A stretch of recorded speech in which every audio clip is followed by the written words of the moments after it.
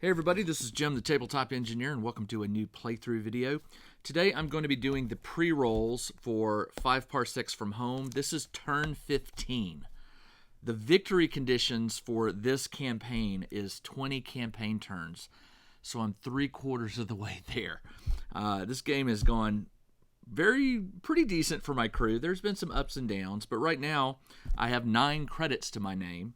I'm sitting on a planet in the red zone that has some harder victory conditions for the various battles that I'll be taking. So let's go ahead and get started. Right now, I'm not doing any New World or any New World roll-ups, so I'm at upkeep. Now my upkeep is always -3 credits because I have a crew size of 8. 6 would cost me 1, and then it's 1 additional credit beyond for each additional crewmate. So it's always -3. Ship debt is 0, although I do have a 5 credit repair job that has to be done at some point. So what I'm going to do is I'm going to go ahead and bank 1 credit. I'll just prepay for it. So I'll knock that down to 5, and I'll say -1 credit for ship repair. And I'll just have to repair that either over time or when I get tired of this planet and want to leave, I have to pay it all in full. All right, ship repairs, hull points. It's not the hull points. It was the life support system, so no problem there. Pay for medical care. Well, all of my crew is out of the med bay. Nothing needed there. So now it is time to assign crew tasks. So, as always, I will try to find another patron, and I'll assign 2 crew to that. I can train. I can trade. I'm not going to recruit. I can explore. Track, look for a rival. I don't currently have a rival on this planet. Last time I rolled, the hired muscle did not become a rival. So I don't have to worry about tracking or decoy. I don't have any rivals, I believe, on this planet. No, I do not. So, and I do have something that can be repaired. What was it? There was something that was damaged, and I can't recall what it was. It's probably not going to be that big of an issue. Now, one thing I did forget, when I landed on this new planet, I have 2 trinkets. I've gotten these over time. What you're supposed to do is roll 2d6 when you get to a new world, and on a 9 or higher, the trinket is worth something to somebody. So I've got 2 of them. So the first one is an 8, not worth anything. Next one is a 3. So those trinkets are not worth anything on this planet. So I'll just hold on to them. Let's see, what now? So trade, explore, I don't need to do repairs. So I've got 4 activities, and I'll assign 2 crew to each one of them. It does not matter, except for the training, I do have to specify. So I tell you what I'm going to do. For the training, I'm going to send Vey and Blue Eyes, mainly because they already have some XP, and so this will just get them more. So Blue Eyes and Vey will get 1 XP each. So Vey goes to 7, and Blue Eyes goes to 6. All right, let's see, what next? Let's do the patron. Now, I already have 1 patron. I did a patron job on the last job. I did it successfully. So as long as I stay on this planet, that is a patron of mine. It is a wealthy patron. I chose job 2, which is a wealthy. I ignored the first one, which was from a private organization. It had to be done on that turn, and I did not do it.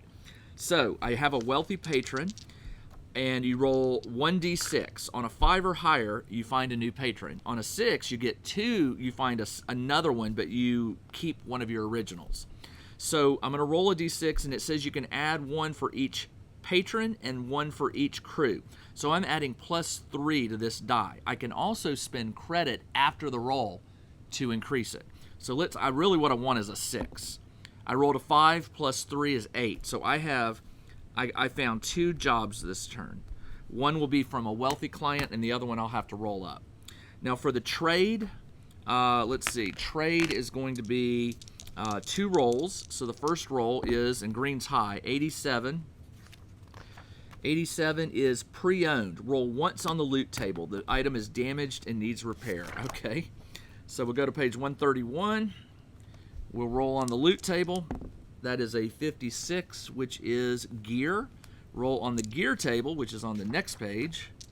Gear is right here. That is a 5. Yeah, 5. It's a gun mod. And a gun mod is going to be 16, which is a beam light. So trade, I found a beam light. I don't even know what that is, but let's go take a look.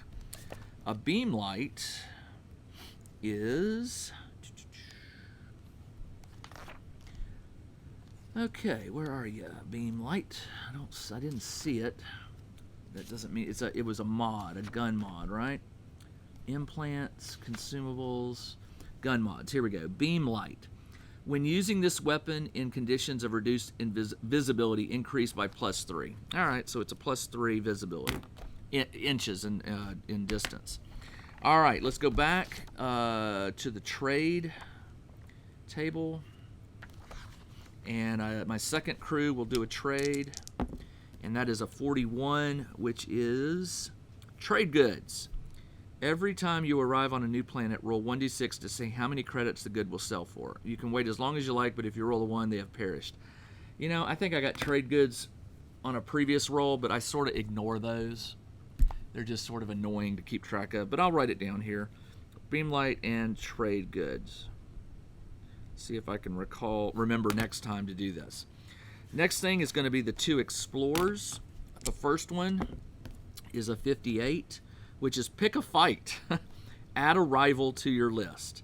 If a Kieran gets this event, add the rival as normal, but the first time you meet them in battle, they have -1 enemy. I do have a Kieran, I believe. Surge is a Kieran. As you already knocked one out in the initial brawl. Add a rival to your list. So I do have 1 rival. Add the rival as normal, but the first... Okay, if a Kieran gets this... Okay, so I need to roll for the new rival. I'm not going to get it this turn. I just have it as a new rival. So I'm not on Kiev anymore. I'm on whatever this new planet is called. New Targus. So I need to change that. New Targus. All right. And then, so I got a rival. And I'll roll that up in just a moment to see what type of rival it is. And then the other explorer is 28, which is a possible bargain. Give up a weapon of choice, then roll a d6. On a 6, get a roll on the loot table. Otherwise, get 1 credit. Well, you know what? Surge has a colony rifle, which really stinks. I'll give up the colony rifle, and I'll roll a d6. On a 6, I get to go to the loot table. I do. All right. Page 131. I did not expect that. So I found a new loot. 96 is a reward. I don't really like the reward table, but let's do it. That is a 37, which is a cargo crate versus worth 1d6 credits. How many credits? 6 credits. I will take that. So a crate plus 6 credits. So I went 9 minus 4 is 5. 9 minus 3 minus 1 is 5, and then I add 6. So I'm back up to 11 credits. Let's keep going. I will roll for that rival when we get to that page. All right, so right now I need to do the job offers. So job 1 is a wealthy, and job 2 we don't know yet. I have to roll for that. So what is it? You roll a d10 to see what it is. It is a 10. It is a secretive group. Okay, and secretive groups get +1 to the roll on the timetable. All right, so let's do danger pay. Danger pay. You roll a d10. So the first one is an 8, which is +2 credits for the wealthy. And for the second one is 4, which is +1 credit for the secretive. Let's go to time frame.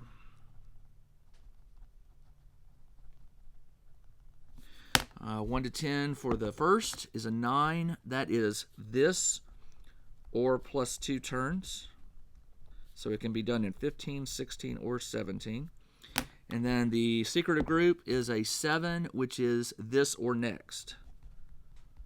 Oh, no, I add 1 to that. It becomes an 8. So it's this or plus 2. So 15, 16, or 17. All right. Secretive group added 1 to that. Let's do, what's next? Benefits, hazards, and conditions. All right, the benefit for a wealthy, you have to roll higher than a 5. I did not. For a secretive group, you have to roll higher than an 8. I did not. So none, no benefits. Hazards is an 8 or higher for wealthy. No. It's a 5 or higher for secretive. No. So no hazards. And conditions is, for the wealthy, is 8 or higher. No. 8 or higher for secretive. I rolled a 9, so there is a condition. The condition is on page 84. It is a 5, which is full squad. You must have 6 crew. So 6 crew required, which I do. So good. I can take both jobs, although this one pays 2 credits versus 1 credit.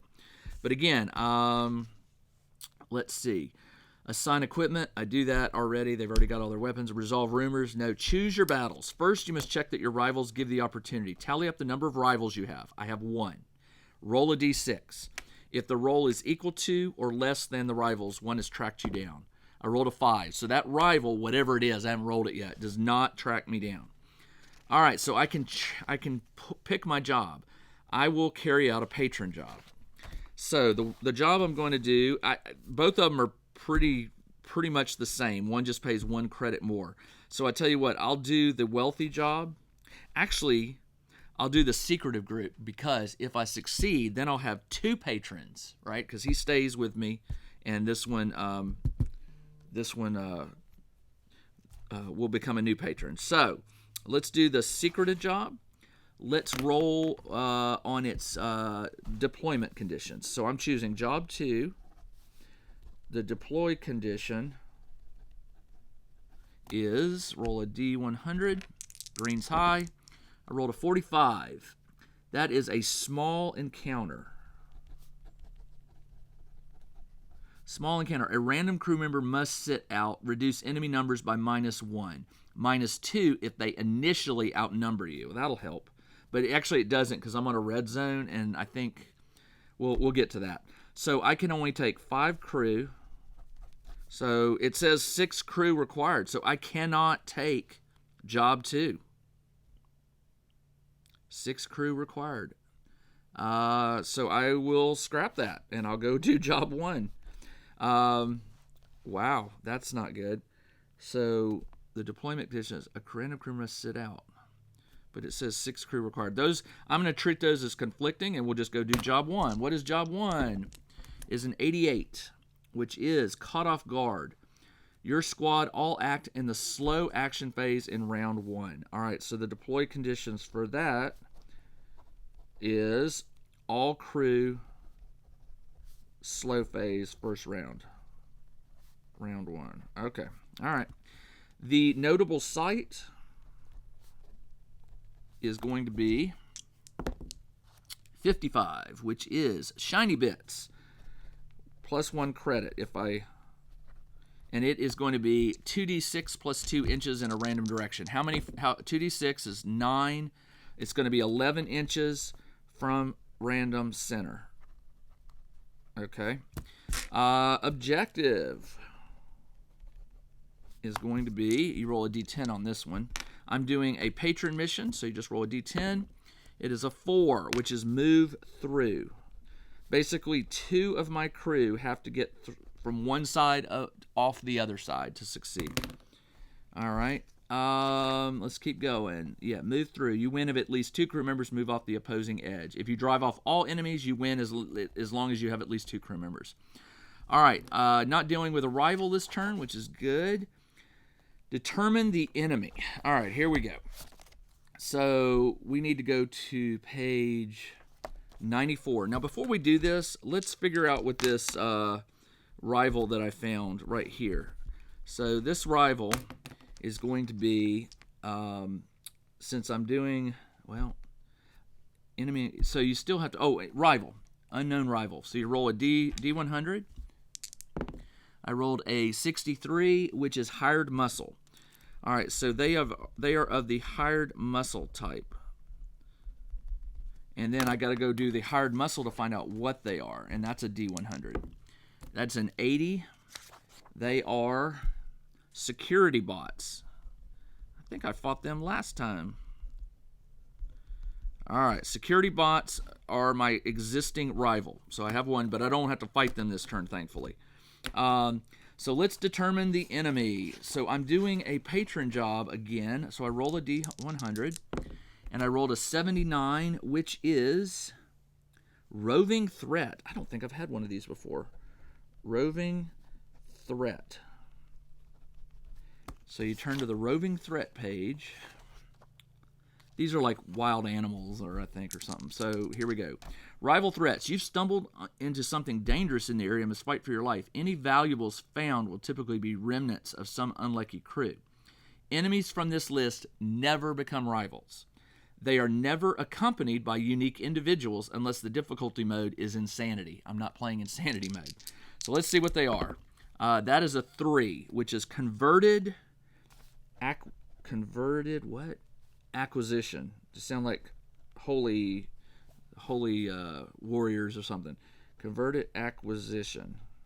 Like the Inquisition, but this is the acquisition? I don't know.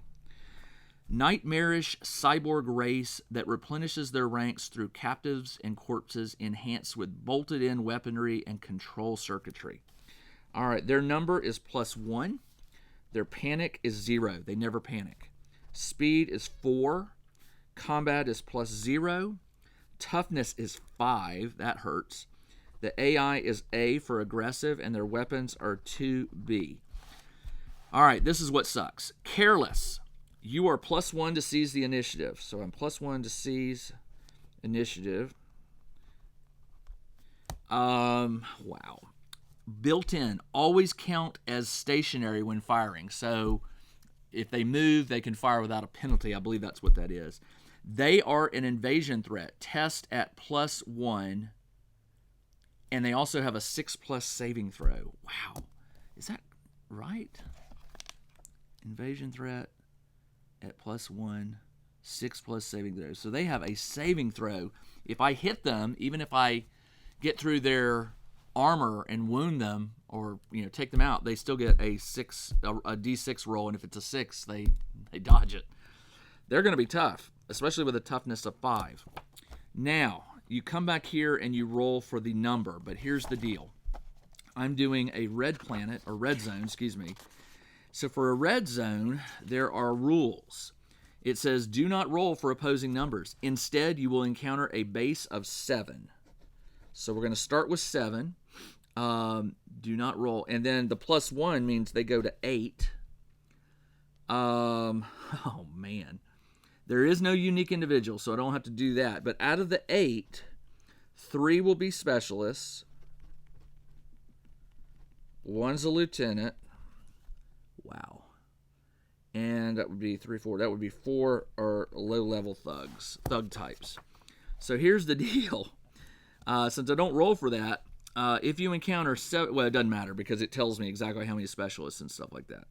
So the lieutenant carries a blade and is +1 combat. We always know that. And the specialists, if you encounter 4 more, 1 non-special, be a lieutenant, they carry a blade. Okay. If the opponent's listed are animals, okay, they're not. Okay, and no unique. All right, well, that's good. So I'm going to be fighting 8 of these guys. Ooh, all right, and I don't get to go first. They're going to move in the fast phase. And to top it off, since I'm doing red zone, there are some other limits to it. So let's find out what those are. First off is the threat condition. It is a D6.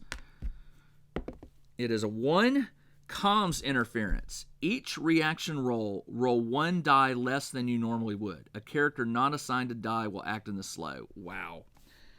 Comms interference. So not only am I doing +1 on seize the initiative, which I don't get. I don't get to seize the initiative because it doesn't matter. It told me that I'm going to be moving in the slow, so that really doesn't matter. But from this point forward, I'm going to be comms interference is 1 less die during the reaction phase. Okay. All right, and then the time constraint, I hate this one, is a 5, evac now. The battle ends immediately. Oh, you know what? You roll this when you hit round 6. So I'm going to scratch that, and we'll roll it live when I hit round 6. Ugh. I had to do that last time, but thankfully I beat them in 6 rounds. All right, is that it? Invasion threat. So they are an invasion threat, by the way. All rolls for invasion threat are +2 in addition to any normal modifiers. So they are +1. So the invasion threat is going to be, invasion threat will be +3. That's horrible. And all rolls for Galactic War Progress are at -1. But the improved rewards, if you hold the field, each remaining crew gets +1 XP. When rolling for credits, you may roll twice and pick the better roll. When finishing a quest, blah. If you win, you may make an additional roll on the loot table. I'll take that. That's fine. All right, so here it is. I'm going to be going up against a crew of 8. Converted acquisition. They are robotic in nature. They have a slow move, but they are high toughness. I will not get to move in the fast phase on the first round. They are an invasion threat, which is going to affect my getting off this planet. There is a comm interference, which means I'm going to be rolling 1 less die during the reaction phase. 3 specialists, 1 lieutenant, 4 thugs, and my objective is to move through their side of the field and get 2 of my guys off. So, there you go. That will be the next game of 5 Parsecs I play. I will get this written up and added to my roster sheet that you can download using the link in the video description below. The next video you will be watching for the 5 Parsecs campaign is going to be Turn 15 Battle Report. Join me then. This is Jim, the Tabletop Engineer. Thanks for joining me on this playthrough. Everyone, take care.